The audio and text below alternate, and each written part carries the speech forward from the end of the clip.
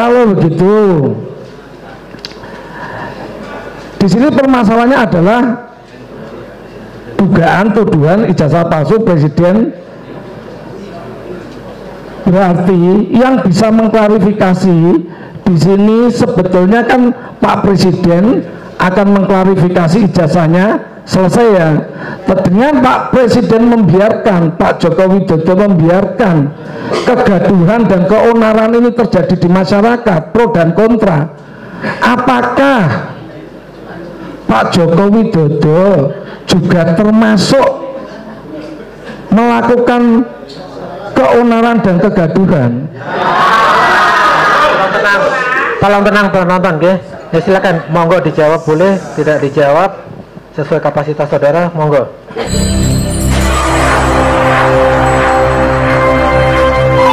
Dari konten yang saudara ahli saksikan, Gus Nur dan Bambang Tri yang dianggap menimbulkan keonaran, di mana letak ujaran kebenciannya? Konten ya, kontennya ya. Ya otomatis ini kan. Iya ya. Saudara bisa jawab, saudara kan lihat kontennya itu dari YouTube itu ada yang mengandung ujaran kebencian ya. Di mana ujaran kebenciannya, di mana? Yang mana? Yang maksudnya di dalam konten yang dimuat dalam YouTube itu yang mana? Yang menurut saudara ada? Yang saudara lihat? Yang untuk keonarannya. Kebenciannya dulu. Ujaran kebencian. Yang mengandung ujaran kebencian. Mengandung ujaran kebencian. Yang mengandung kebencian itu adalah di situ ada pernyataan mengenai menggunakan agama untuk membenarkan bahwa ijazah Pak Jokowi itu palsu, kira-kira gitu. Oh itu. Untuk membenarkan. Itu ujaran kebenciannya di situ. Di kalimat itu dipahami ini sebagai bentuk ujaran kebencian. Ya, karena itu pernyataan sikap, Pak, menyatakan. Jadi kalau bahasa sosiologinya tindakan komunikasi, menyampaikan itu. Oke, itu sudah dijawab. Pada kalimat mana ujaran kebencian itu disampaikan ataupun diucapkan, dan siapa yang mengucapkan atau menyampaikan? Gus Nurkah atau Bambang Tri? Bisa jawab, saudara masih ingat itu kontennya itu? Kalau saya melihatnya dari sosiologi hukum yang menyampaikan, karena kasusnya dengan agama, kayaknya tadi ada istilah sumpah. Ya. Itu agama, jadi itu tentu dari pihak GN, karena GN yang menjelaskan kan, yang menyumpah. Tapi bisa saja syarat pada titiran BT. Nah, BT-nya ini ada pada antar golongannya, karena dia menyebut bahwa ijazahnya itu patut diragukan kan, kalau bahasa seperti itu dulu. Kebetulan pemiliknya ini adalah Presiden Jokowi. Presiden Jokowi itu dimanai sebagai peran dan fungsi tadi kaitannya dengan antar golongan sesuai dengan golongan apa ini? Golongan presiden. Karena kan kelembagaan. Dalam pengertian antar golongan yang diputuskan MK itu lebih luas dari suku, agama dan ras. Itu semua itu bisa dinyatakan. Lembaga institusi, ya lembaga institusi termasuk. Iya, institusi itu masuk. Saya ingin lebih konkret ya, karena ini kan saudara ini sebagai ahli yang pendapatnya nanti dipakai untuk pertimbangan menentukan nasib kedua terdakwa ini. Belum tentu, penilaian keterangan ahli kan diserahkan ke kami. Ya, ya, saya sampaikan tadi karena juga menentukan kalau dipakai, ya. Keterangan ahli kan belum tentu kita pakai semuanya. Siap, ya. Kalau tidak bagus, tidak usah dipakai. Pertanyaan berikutnya. Ini tadi kan saudara lihat kan secara global ya. Coba ditonton ke semuanya ya. Dari sini intisari dari mubahalah ini sebetulnya yang disinggung itu siapa? Boleh saya jawab, Pak? Loh, memang harus dijawab. Harus jawab. Gimana? Ini arahnya ke yang pemilik itu terus kan, arahnya ke pemilik ijazah. Loh, ya, oke, yang disinggung siapa? Silakan. Kalau yang diresahkan siapa? Saksi tidak perlu merasa tertekan, tidak harus memberikan jawaban dengan bebas. Monggo bisa dijawab, kalau tidak bisa dijawab, monggo, nanti kami yang menilai, monggo. Mau dijawab, monggo, atau tidak bisa dijawab, monggo. Jadi saya kembalikan ya, bahwa saya sebagai ahli sosiologi itu diminta menjelaskan, menyebarkan berita bohong sama menyampaikan ujaran kebencian. Itu kan itu. Nah sekarang ini kan pertanyaannya mengarah kepada pemilik itu, pemilik ijazah, dalam arti kan presiden tadi kan sudah disepakati, apa presiden memilih, kan bertanya tadi, ya, itu dijawab. Ya, di sini dalam konten belum ada. Sudah. Maaf, rekaman bisa diputar kembali. Belum ada yang menanyakan seperti pertanyaan saya. Belum ada. Siapa yang disinggung, siapa yang diresahkan di sini? Dijawab aja apa yang ditanya mawon supaya tidak berkepanjangan. Bisa dijawab. Kalau tidak sesuai kapasitas saudara, monggo, tidak dijawab, itu saksi bebas ya, tidak dipaksa, silakan. Jadi saya jawab yang ditanya cuman siapa yang tersinggung adalah satu, tentu itu pemilik ijazah, ya kan. Kemudian siapa? Sampaikan aja. Kan karena di sini. Kepala sekolah kan saksi yang di situ. Dulu saya alihkan. Ini atas keterangan yang diberikan oleh penyidik. Jangan keluar ke mana-mana, itu saya salah. Nah, siapa lagi yang resah? Yang resah mereka yang melaporkan, ya kan, itu kan ada pelaporan itu. Begitu. Tolong penonton tenang, biar cepat selesai nih. Jadi yang merasa yang apa tadi? Yang pemiliknya ya. Berarti presiden, Presiden Jokowi. Terus yang kedua yang merasa resah tempat sekolahnya. Mereka yang melakukan pelaporan tadi. Itu sudah dijawab, monggo. Pertanyaan yang lain. Tadi disampaikan bahwa kegaduhan itu ataupun keonaran itu juga terkait dengan adanya pro dan kontra, benar? Atau sepihak saja? Ya maaf saja, ini saya jadi takut nanti kalau dilaporkan karena sudah membuat saksi ahli resah. Loh ya, jelas saya takut otomatis. Apakah ini terkait juga pro dan kontra? Ya, yang ditanyakan pro dan kontranya ini apa? Dalam keonaran itu, kegaduhan itu haruskah memenuhi unsur pro dan kontra? Ada pro dan kontra. Saya rasa sudah dijelaskan tadi di awal. Pro kontra di dunia maya kalau nggak salah. Maya. Pro dan kontra di dunia maya sudah termasuk unsur keonaran. Coba diganti pertanyaan yang lain supaya nggak berulang-ulang. Artinya harus ada pro dan kontra ya? Iya, tadi kan belum dijawab ini apa? Mau dijawab? Dijawab ya. Oke, dijawab ya. Berarti di sini yang berhak apa itu melaporkan itu kan tentu saja orang yang membuat pro dan kontra itu toh, yang merasa. Nah sekarang kalau orang yang laporan itu tidak ada yang menuduh atau apa itu namanya dinistakan atau dianggap bohong, bagaimana ya kalau gitu? Ini yang melapor ini kan siapa ini yang apa menuduh dia berbohong atau apa? Jadi yang ditanyakan otomatis legalitas ini kan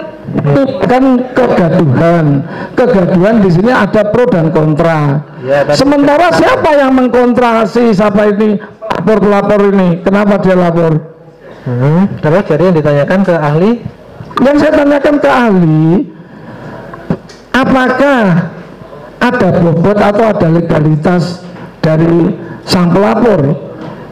Ya, ditanyakan legalitas yang melaporkan ini kan bukan pihak yang terlibat langsung, misalnya kan itu. Iya, ya itu kan sebenarnya fakta sebenarnya itu. Bagaimana aja, Pak Saudara? Mau dijawab? Ya, dijawab aja. Ya, Mau dijawab, monggo. Ya jawab ya. Jadi kalau saya berpendapat itu yang melaporkan itu legalitasnya, legal standingnya, itu kan karena apa? Kita lihat dia mewakili dari ininya, ya bisa kan itu delik biasa kan, delik biasa dilaporkan. Bisa ya, meskipun dia orang lain ya, bukannya pemilik ijazah. Bisa. Karena kan ini ada orang lain yang sama satu SMA kan, kebetulan atau satu SMP atau sekolah pokoknya itu berkeberatan, jadi kan merasa sebagai satu kelompok, itu satu alumni. Lah. Loh, ini kan intinya bisa ya, jawabannya bisa. Kan seperti disampaikan bahwa apa yang disampaikan oleh ini sesuatu yang menimbulkan keonaran dan kegaduhan. Kan yang disampaikan Gus Nur yang dianggap terjadi kegaduhan. Nah, kalau begitu di sini permasalahannya adalah dugaan tuduhan ijazah palsu presiden. Berarti yang bisa mengklarifikasi di sini sebetulnya kan Pak Presiden akan mengklarifikasi ijazahnya, selesai ya. Dengan Pak Presiden membiarkan, Pak Joko Widodo membiarkan kegaduhan dan keonaran ini terjadi di masyarakat, pro dan kontra, apakah Pak Joko Widodo juga termasuk melakukan keonaran dan kegaduhan? Tolong tenang penonton, ya silakan, monggo dijawab, boleh tidak dijawab sesuai kapasitas saudara, monggo. Itu Pak, apa namanya, kategori HTN yang sekarang itu bukan. Saudara tidak menjawab hukum HTN.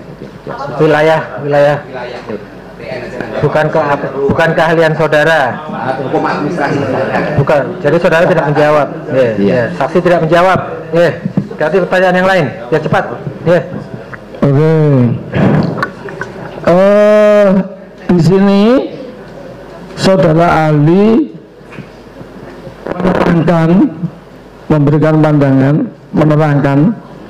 Saya bacakan ya, bahwa ahli menerangkan bahwa dalam dunia nyata hanya kegaduhan yang bersifat tendensi.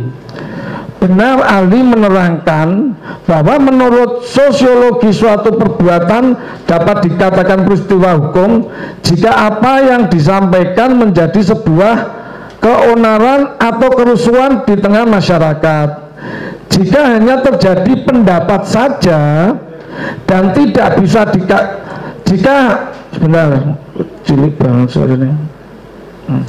jika hanya terjadi perdebatan di media sosial saja, itu hanya kritik sosial dan perbedaan pendapat saja, dia tidak bisa dikatakan tindak pidana. Ini pendapat saudara Ali, benar? Ya, itu pendapatnya. Tadi sudah dijelaskan tadi sebenarnya. Sudah dijelaskan namanya kritik sosial. Kritik sosial. Kalau kritik sosial ya enggak. Tadi memang sudah dijelaskan kritik sosial enggak. Tapi kalau mengarah ada prosesnya. Loh, ini gini ya. Dan tidak bisa dikatakan tindak pidana, ini sudah diterangkan semua. Kalau hanya terjadi perdebatan pendapat di media sosial ataupun pertanyaannya aja, ini kan benar ini saksi, ya keterangan saksi benar ini. Saksi memberikan pendapat seperti ini benar. Iya, memang seperti benar. Nah, sekarang yang ditanyakan apa? Yang saya tanyakan berarti apa yang dilakukan Gus Nur dan Bambang Tri ini? Pendapat itu kesimpulan itu namanya. Nah, di sini dia berpendapat menyimpulkan yang benar. Ya sekarang ditanya pendapat ahli di persidangan ini, ya. Jadi kita jangan berkutat, ini kita sidang dari kemarin. Menurut catatan saya, punya catatan enggak? Gimana? Punya catatan nggak? Catatan saya. Nah, itu catatan saya sama nggak?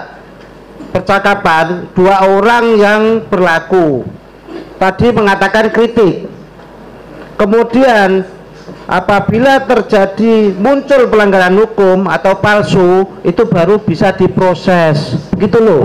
Jadi intinya Catatan kalau saya hanya seperti kritik, itu, jangan diulang-ulang terus. intinya kalau tadi saksi menjelaskan kalau hanya kritik tidak bisa dipidana.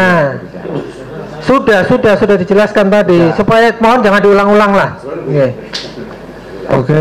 Nah, kita mau Ya ini dari pertanyaan mohon bisa di karena ini pendapatnya ahli sendiri ya. Di sini dia sudah menyampaikan bahwa tidak ada tindak pidana gitu. Oke. Saya lanjutkan lagi. masih banyak ya. Enggak. Karena sosiologi saya mumet ini. Karena ngeri sekali ini. Ya, jujur aja. Makanya pertanyaannya jangan mumet lah. Bikin rasa gelisah sudah bisa dipidanakan ini. Saya bertanya, pertanyaan saya apakah membuat resah dan gelisah saudara saksi, saudara ahli? Tidak apa-apa, jangan, maaf, ini enggak guyon ini, karena ini menentukan nasib seorang, dua orang, seseorang maksudnya. Oke, monggo dijawab. Oke, monggo. Tidak dijawab, monggo. Apakah pertanyaan-pertanyaan saya seperti ini itu membuat saudara resah dan gelisah? Jadi pertanyaan ini. Ini kan sosiologi nih. Iya, tolong ini bertele-tele lah, jangan pertanyaannya bermutu lah. Oke. Sesuai dengan dakwaan. Masih, oke. Teori udah banyak dikemukakan. Iya, ini kan pendapat pribadi. Baiklah. Ya, to the point ya. Saudara Ali, Ya, hampir setengah, hampir jam 2 ya, tolong dibatasi. Ya. Saudara Ali tinggal di mana? Tadi dari Jakarta ya. Jakarta. Iya, Jakarta. dosen Trisakti ya. Dari Trisakti.